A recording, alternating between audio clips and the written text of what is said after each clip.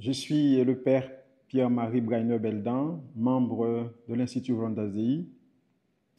Il m'a été demandé par le père Anthony Etienne, curé des paroisses de Basse-Terre, de vous parler aujourd'hui de la charité comme étant l'une des vertus théologales.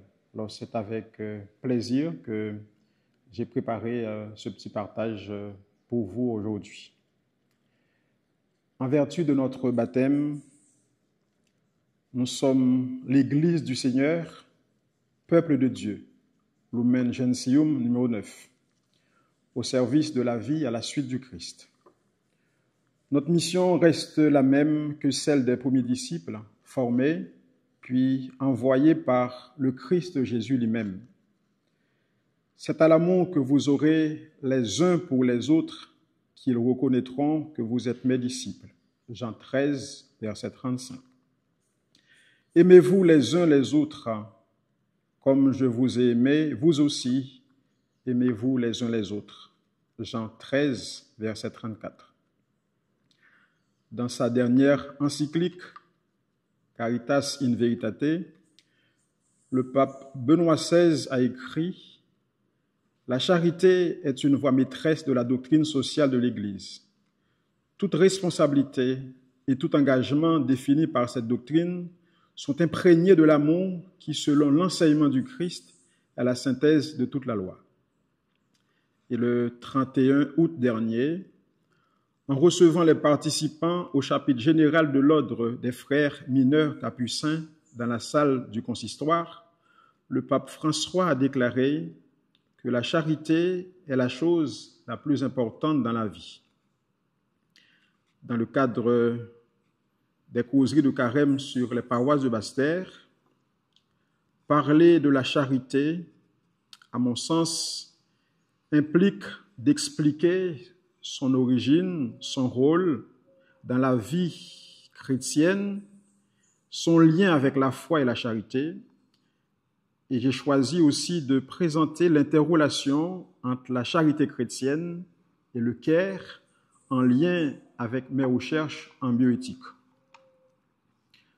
Définition et origine de la charité. Le mot charité vient du latin caritas, qui signifie d'abord cherté, puis amour. Le thème hébreu correspondant est hesed, qui signifie générosité, bonté, bienveillance, grâce, miséricorde ou amour, selon le dictionnaire Brown Driver Gibbs. Comme vous le savez, mes chers amis, la charité est l'une des trois vertus théologales, avec la foi et l'espérance. Elle est infusée dans l'âme par Dieu et permet d'aimer Dieu par-dessus tout et son prochain comme soi-même pour l'amour de Dieu. Le fondement biblique de la charité repose sur la révélation que Dieu est amour et sur l'appel à aimer Dieu et le prochain. La Bible nous enseigne que Dieu est la source de tout amour.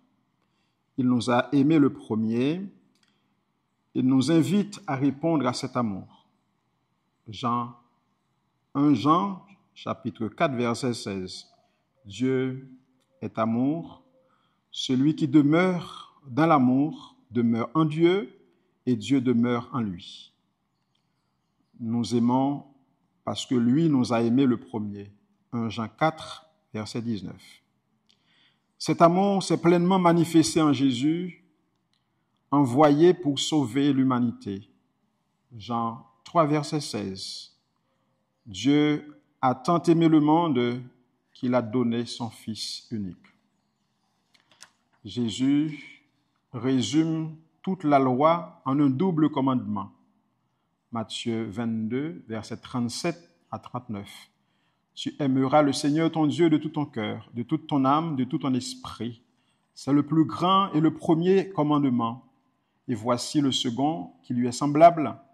Tu aimeras ton prochain comme toi-même. Ce commandement montre que la charité est à la fois amour de Dieu et amour du prochain. L'un ne va pas sans l'autre. Jean 4, verset 20, « Celui qui n'aime pas son frère qu'il voit ne saurait aimer Dieu qu'il ne le voit pas. » La charité comme critère du salut. Jésus enseigne que nous serons jugés sur notre amour concret envers les plus petits. Nourrir, vêtir, visiter. Jésus identifie les actes de charité envers le prochain comme des actes faits pour lui-même. Ce que vous avez fait à l'un de ces petits qui sont mes frères, c'est à moi que vous l'avez fait. Matthieu 25, verset 40. Saint Paul met la charité au centre de la vie chrétienne, en la plaçant au-dessus des autres vertus. Quand je parlerai les langues des hommes et des anges, si je n'ai pas la charité, je suis un bronze qui résonne. 1 Corinthiens 13, verset 1. Saint Paul montre que la charité est la vertu qui demeure pour l'éternité, car elle est la nature même de Dieu et la finalité de la vie chrétienne. 1 Corinthiens 13, verset 13. À travers les causeries précédentes, vous avez déjà compris que le lien avec les vertus théologales de la charité, en peu de mots, la foi nous fait connaître Dieu, l'espérance nous fait désirer la vie éternelle auprès de Dieu. La charité, quant à elle, nous unit déjà à Dieu et nous pousse à agir par amour. La charité est la vertu théologale par laquelle nous aimons Dieu par-dessus tout et notre prochain comme nous-mêmes pour l'amour de Dieu. En aimant véritablement, nous entrons dans l'intimité divine, car Dieu est amour. Ainsi, la charité n'est pas un simple sentiment, mais une force qui transforme notre être et nos actions.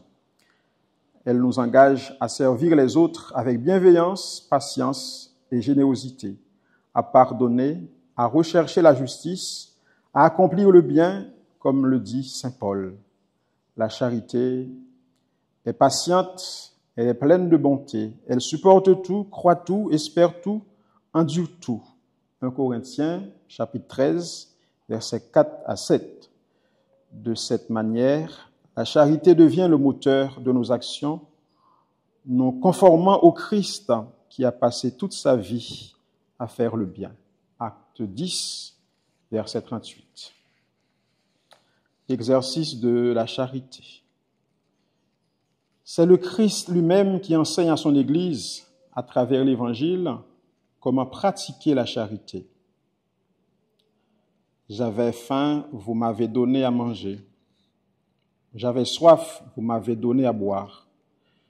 J'étais un étranger, vous m'avez accueilli. J'étais nu, vous m'avez habillé. J'étais malade et vous m'avez visité. J'étais en prison et vous êtes venu jusqu'à moi. La charité s'exprime, d'après l'enseignement du Christ, par l'amour du prochain, notamment par les 7 œuvres de miséricorde corporelle. Nourrir ceux qui ont faim, abreuver les assoiffés, vêtir les personnes nues, accueillir l'étranger, les pèlerins et les gens dans le besoin, prendre soin, visiter les malades, annoncer la bonne nouvelle aux prisonniers et aux captifs, enterrer les morts. La charité comme source et sommet de toute la vie morale chrétienne me semble rejoindre l'éthique du care, dans l'empathie, la prise en charge des plus vulnérables et dans l'importance accordée aux relations humaines basées sur l'attention, le soin et la compassion. Voilà pourquoi je ne résiste pas à montrer comment le care est synonyme de charité. La charité chrétienne se caractérise par une attention aux autres, particulièrement aux plus faibles. Elle ne se limite pas à une simple bienveillance intérieure, mais pousse à une action concrète au service de ceux qui souffrent, comme le montre la parabole du bon samaritain, Luc 10, versets 35, versets 25 à 37. La charité véritable se manifeste dans l'attention et le soin apportés à ceux qui en ont besoin. Mes amis, là où l'éthique du Caire s'appuie sur une vision humaniste et relationnelle du soin, la charité chrétienne ajoute une dimension transcendante. Servir l'autre, c'est aussi servir Dieu. En ce sens, un acte de Caire peut être un véritable acte de charité lorsque l'attention aux autres est vécue dans un esprit d'amour et de gratuité. La teneur spirituelle d'une vie humaine, nous dit le pape François dans Fratelli Tutti, est caractérisée par l'amour qui est somme toute le critère pour la décision définitive concernant la valeur ou la non-valeur d'une vie humaine. Modèle et témoin de la charité. Le Christ a incarné la charité toute sa vie. Il s'est fait proche des pauvres, des malades, des pécheurs. Il a lavé les pieds de ses disciples pour enseigner l'amour dans l'humilité. Jean 13, versets 14 et 15. Par son sacrifice suprême sur la croix, il est le modèle parfait de la charité. Il n'y a pas de plus grand amour que de donner sa vie pour ceux qu'on aime. Jean 15, verset 9. Le Christ a aimé sans limite, sans condition, jusqu'à donner à ceux qui l'ont fait mourir sur une croix. Le sacrement de la miséricorde, oui, il a pardonné à ses bourreaux malgré cette souffrance atroce qu'il a connue. Et c'est cet amour qu'il a vécu sans condition dans sa vie terrestre qui constitue le testament légué à ses disciples. À la suite du Christ et des saints, je propose à votre attention Cicely Saunders, Mère Teresa et Saint Vincent de Paul comme des modèles de charité, chacun ayant apporté une réponse concrète et profondément humaine à la souffrance des plus vulnérables. Cicely Saunders, 1918 à 2005, la charité dans l'accompagnement des malades, des mourants, des personnes en fin de vie. Mère Teresa, 2010 à 1997, la charité auprès des plus démunis. Saint Vincent de Paul, 1581-1660, la charité organisée au service des pauvres. Et Saint Vincent de Paul disait, les pauvres sont nos seigneurs et nos maîtres. Ces trois illustrent une charité incarnée dans l'action, un amour du prochain qui ne se limite pas à des sentiments, mais qui se traduit par un engagement concret et persévérant au service des plus faibles. Le lien de la charité avec la vie éternelle. Contrairement à la foi et l'espérance qui disparaîtront dans la vision béatifique, la charité demeure pour l'éternité, car elle est la communion d'amour avec Dieu. Dans l'évangile de Matthieu, Jésus enseigne que le salut dépend de l'amour concret envers les autres. Ce que vous avez fait au plus petit de mes frères, c'est à moi que vous l'avez fait. Le jugement dernier sera donc basé sur la manière dont nous avons vécu la charité. Si la foi et l'espérance sont nécessaires durant notre vie terrestre, elles disparaîtront lorsque nous verrons Dieu face à face. En revanche, la charité ne cessera jamais. Elle est l'essence même de la vie éternelle. Saint Paul le dit clairement, ce qui demeure aujourd'hui, c'est la foi, l'espérance et la charité. Mais la plus grande des trois, c'est la charité. 1 Corinthiens 13, verset 13. Ainsi, mes chers amis, vivre dans la charité dès maintenant, c'est goûter à la vie éternelle, car c'est en aimant que nous nous préparons à vivre pour toujours dans l'amour de Dieu. En somme, parler de la charité comme vertu théologale revient donc à montrer qu'elle est à la fois un don divin et un engagement personnel. Elle trouve son origine en Dieu, se manifeste dans l'amour du prochain et se réalise dans des actes concrets de service et de soins. Enracinée dans l'Écriture et intimement liée à la foi et à l'espérance, elle est le chemin par excellence qui mène à Dieu et à la vie éternelle.